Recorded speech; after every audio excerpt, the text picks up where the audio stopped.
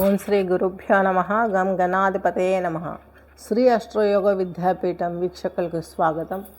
ఈరోజు మనము 2024 సెప్టెంబర్ 2వ పక్షం అనగా ఈ యొక్క 15 నుండి 30 వరకు ఎలా ఉంటుంది.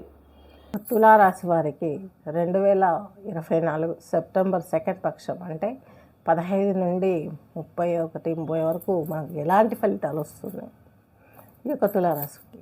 అలాగే హెల్త్ అండ్ వెల్త్ ఎలా ఉంటుంది, ఫైనాన్షియల్ సపోర్ట్ ఎలా ఉంటుంది, అనారోగ్యం మూలంగా టెంపరీ డిసీజెస్ మనం కొద్ది రోజులు సెలవు పెట్టవలసి వస్తుందా, బిజినెస్ లెవెల్లో ఉన్న వాళ్ళకి అందులో పర్ఫెక్ట్గా రూట్ వేసుకొని ప్రయాణించడానికి ఈ హెల్త్ ఏమన్నా అడ్డొస్తుందా. చిత్తా 2 అలాగే స్వాతి 4 పాదాలు, విశాఖ నక్షత్రం 3 పాదాలు.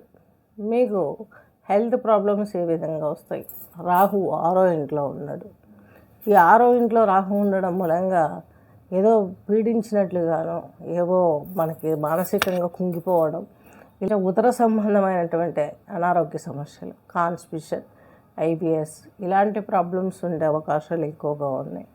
డైజెషన్ సిస్టమ్ అలాగే ఇన్సులిన్ వరకు తీసుకెళ్ళడం ఇలాంటివన్నీ, షుగరు ఇలాంటి అనారోగ్య సమస్యలకు ఈయన ఆజ్యం పోసిన వాడవుతాడు. సో ఇక్కడ దేవి ఖడ్గమాల స్తోత్ర పారాయణం చేయండి.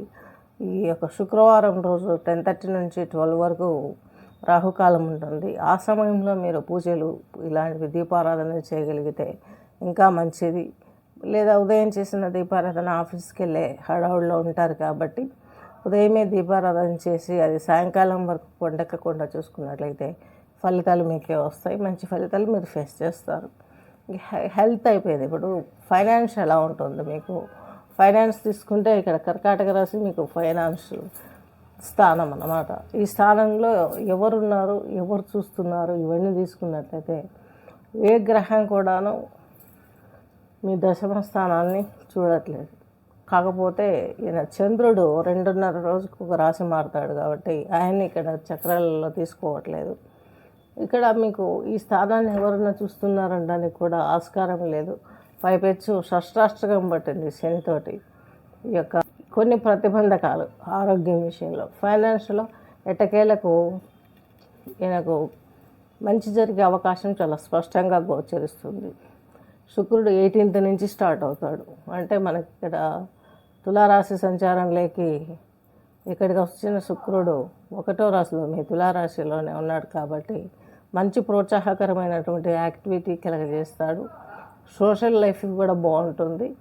మీకు ఉన్నటువంటి ప్రాబ్లం ఇంకా నెక్స్ట్ తృతీయ అధిపతి 6వ ఇంటి అధిపతి బృహస్పతి వచ్చేసి మీకు 8వ స్థానంలో ఉన్నారు.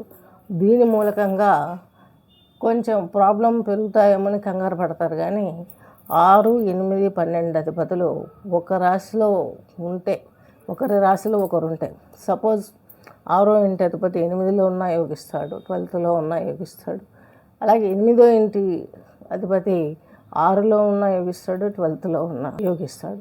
ఈ రీజన్ తోటి వీళ్ళకు చక్కగా రుణ విముక్తి, సోదర సౌఖ్యము, అలాగే కొంత సంపద కూడా వచ్చే అవకాశాలు ఉన్నాయి. పరిదర్శనానికి వెళ్ళి ప్రయాణం చేసి అక్కడ స్టడీసా, బిజినెస్సా, ఏదైనా అక్కడి నుంచి ఇక్కడికి రావడమా, పరిస్థితులు అనుకూలించగా ఏది ఏమైనా సరే ట్రావెల్ ఉంటుంది. అటు నుంచి ఇటు నుంచి అటు అనేది మనకు అనవసరం. ట్రావెల్ ఉంటుంది, లాభం కూడా ఉండే అవకాశాలు చాలా స్పష్టంగా. కరెక్ట్ డిసిషన్ తీసుకుంటారు మీరు, ఆ డిసిషన్ సక్సెస్ అయ్యే అవకాశాలు చాలా స్పష్టంగా గోచరిస్తున్నాయి. ఫైనాన్స్కి ఎలాంటి ఇబ్బంది లేదు. స్వస్తి.